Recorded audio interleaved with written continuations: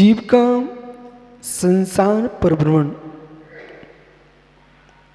स्वाधीन है, पराधीन होने पर भी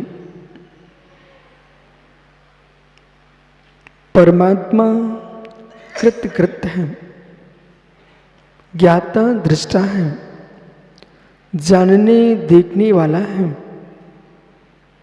कर्म व्यवस्था परमात्मा को स्वतंत्र कर रही है। कर्म व्यवस्था जीव आत्मा को भी स्वतंत्र कर रही है। कर्म स्वयं को भी स्वतंत्र कर रहे हैं, कर्म जीव को भी स्वतंत्र कर रहे हैं। बंध में निमित्त नैमित्तिक मात्र संबंध है। चक्र ध्यान दो, बंध में, संसार में, सुख दुख में कर्म का निमित्त नैमित्तिक संबंध है। कर्म स्वतंत्र है,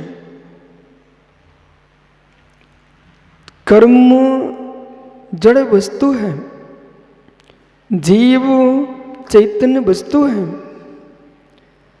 जड़ चैतन्य कैसे हो सकता है? चैतन्य जड़ कैसे हो सकता है?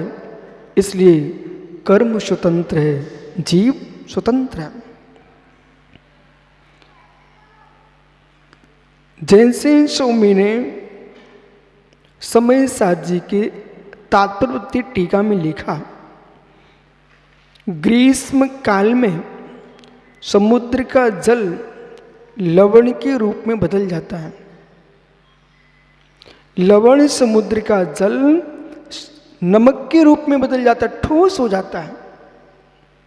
वही नमक यदि बारिश के मौसम में पानी की बूंद पड़ जाए, वही नमक पुनः पानी हो जाता है। तो क्या ऐसे कोई मौसम आएगा जिसमें आत्मा कर्म हो जाए और कर्म आत्मा हो जाए? ऐसा मौसम कभी आएगा क्या? यदि नहीं आएगा तो ज्ञानियों स्वीकार करो, कर्म चैतन्य नहीं होता और चैतन्य कर्म नहीं होता। निमित्त नैमित्तिक संबंध मात्र है। कर्म का कारण उपादान 23 प्रकार की वर्गणाओं में 5 प्रकार की वर्गणा हैं। वे ही आपके लिए उनमें कारमान वर्गणा है, वे कर्म रूप प्रदत्त हो रही है। तो कारमान वर्गणाएं सुख के उपादान से कर्म रूप हो रही है और जीव सुख के उपादान से संसार में भ्रमण कर रहा है। बिल्कुल घबराना नहीं। यदि कर्म जीव को एकांत से भटकाता है तो फिर जीव के लिए सिद्ध परमात्मा भी जीव द्रव्य है, उन्हें कर्म क्यों नहीं भटकाता? क्योंकि सिद्ध भगवान में भ्रमण करने की योग्यता का अभाव हो चुका है। इसलिए भव्यत्व भाव जीव का पारणामिक भाव होने पर भी नहीं है जीव का शुद्ध स्वभाव। चक्रेश, भव्यत्व भाव जीव का है पारणामिक भाव, फिर भी नहीं है हुआ शुद्ध स्वभाव। कुछ कहना? पारणामिक होने से भव्यत्व भाव शुद्ध स्वभाव नहीं बन जाएगा। सभी लोग ध्यान दो, चिंतन करो मैं क्या बोल रहा हूं। भव्यत्व भाव है जीव का पारणामिक भाव, फिर भी नहीं है जीव का शुद्ध स्वभाव। क्यों? भव्यत्व भाव का भी अभाव होता है सिद्धों के। भव्यत्व भाव का भी अभाव होता है सिद्धों के। भव्यत्व भाव का अभाव हुए बिना कोई सिद्ध होता ही नहीं। भव्य कहते किसे, ये परिभाषा बनाई है महात्मा अरिजित सागर जी। भव्यत्व भाव है जीव का पारणामिक भाव, लेकिन नहीं है जीव का शुद्ध स्वभाव।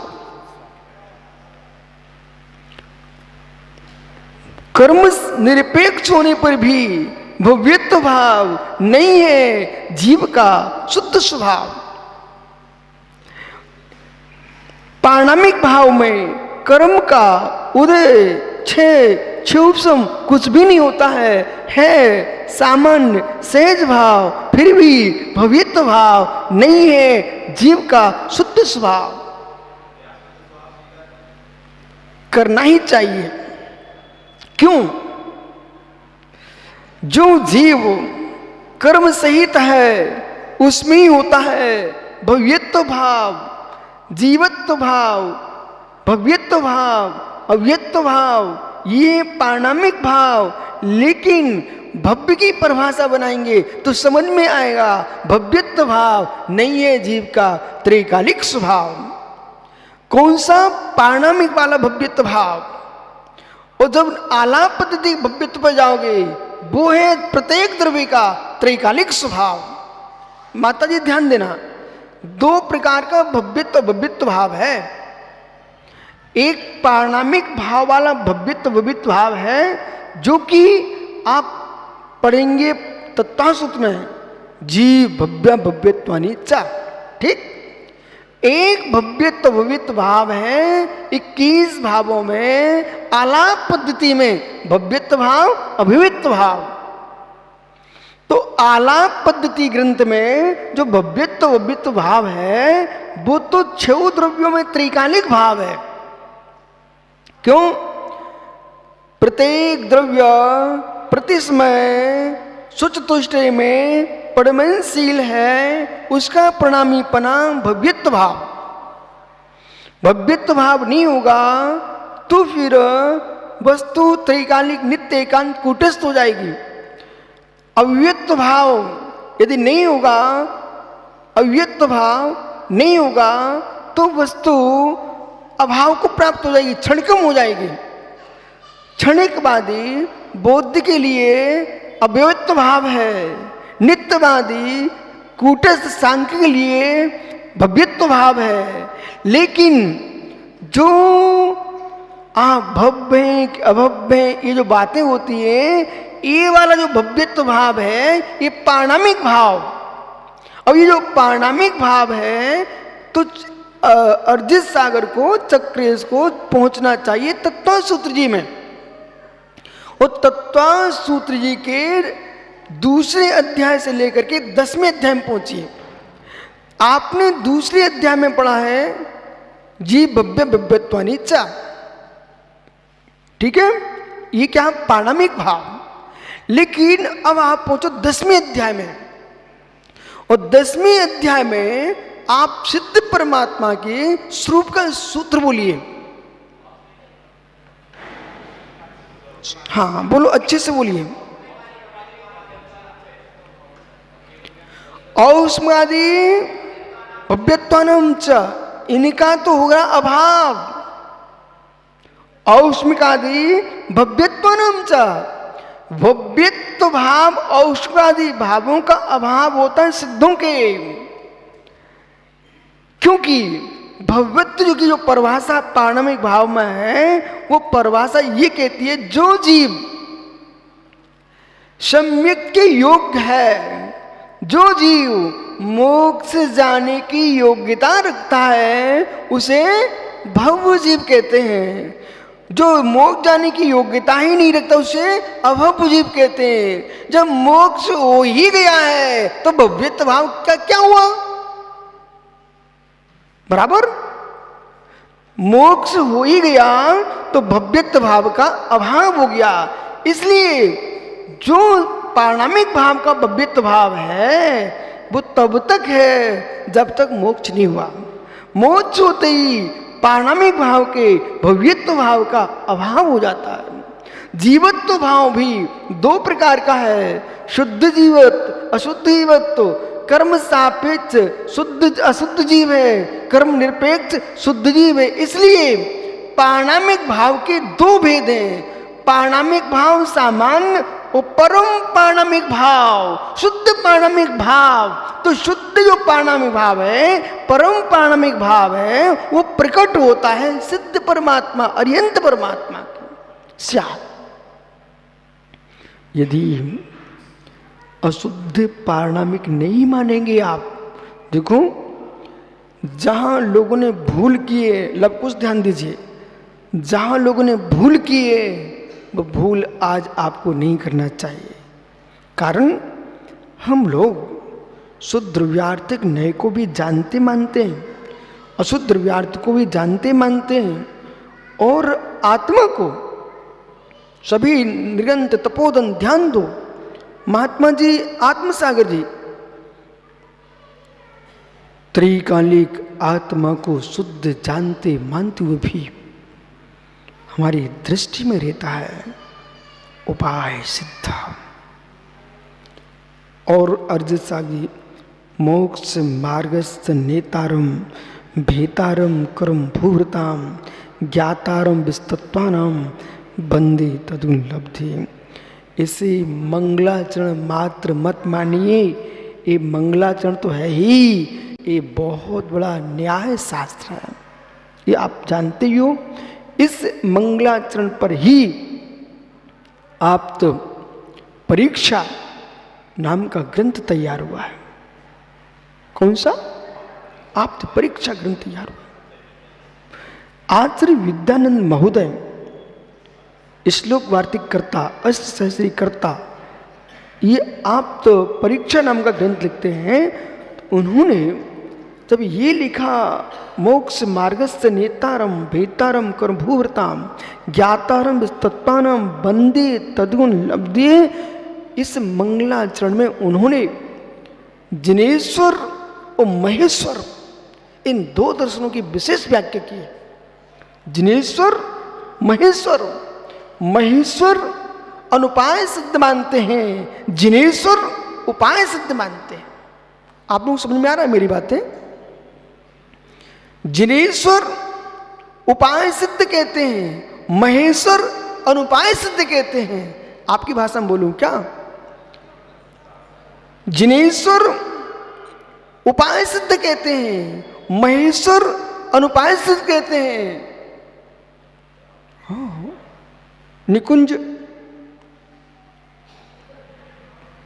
बेटा तुम मनुष्य हुए हो कि जीव हुए हो?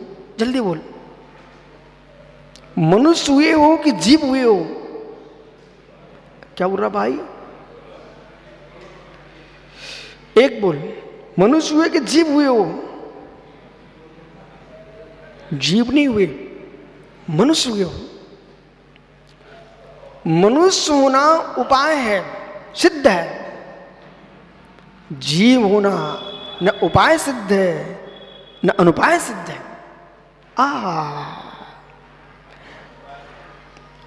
अनुपाय क्यों नहीं है? क्योंकि जीव अनादि काल से है, वो सिद्धि नहीं है, वो तो है ही। असिद्ध को सिद्ध करना पड़ता है, सिद्ध को सिद्ध नहीं करना पड़ता है। यह सिद्ध से तात्पर्य सिद्ध सिद्ध नहीं ना, वस्तु की स्थिति बताना। लेकिन जब सिद्ध सिद्ध की बात कर रहे हैं परमात्मा बनने की, फिर मैं कह रहा हूं जिनेश्वर महेश्वर। बैठो बेटा, कम से कम इस कक्षा में बैठी हो ना, इतना तो मालूम होगा कि जैन दर्शन क्या है। बैठ, जल्दी बैठ। उपाय सिद्ध अनुपाय सिद्ध, महेश्वर और जिनेश्वर दो आपके सामने हैं।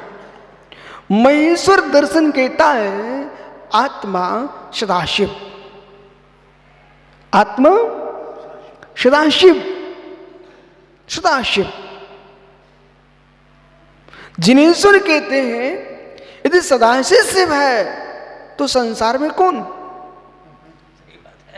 सदाशिव शिव है तो कर्म का अभाव, कर्म का अभाव तो संसार का अभाव, संसार का अभाव तो मोक्ष का, शिव का भी अभाव। समझते जाने, एक एक भंग को समझिए।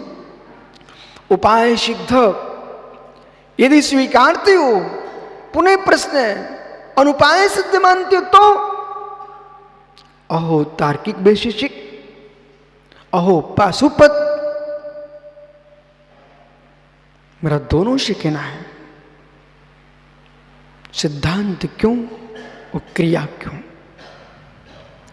अनुपाय सिद्ध है तो परमात्मा ही है, फिर नाना प्रकार के साधु संतों की चर्या करने की आवश्यकता क्या?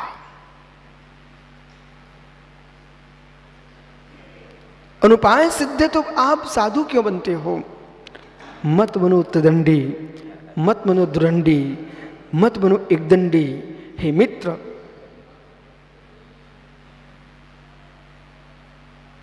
फिर किसी साधु की आवश्यकता नहीं है। जहां पर आप लोग विराजे हो, बड़े स्वतंत्रता के साथ सभी त्यागी वृंद साधना कर रहे हो,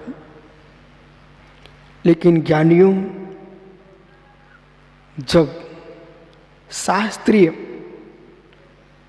अखाड़े में कूदने का समय आएगा तो आपको मालूम चलेगा कि साधना के मार्ग पर समंत्रभद्र, कुंद कुंद, विद्यानंद, प्रभात चंद्र, वादिराज जैसे महान धुरंधर आचार्यों ने आपको परिपूर्ण रूप से विजयी करके दिया है।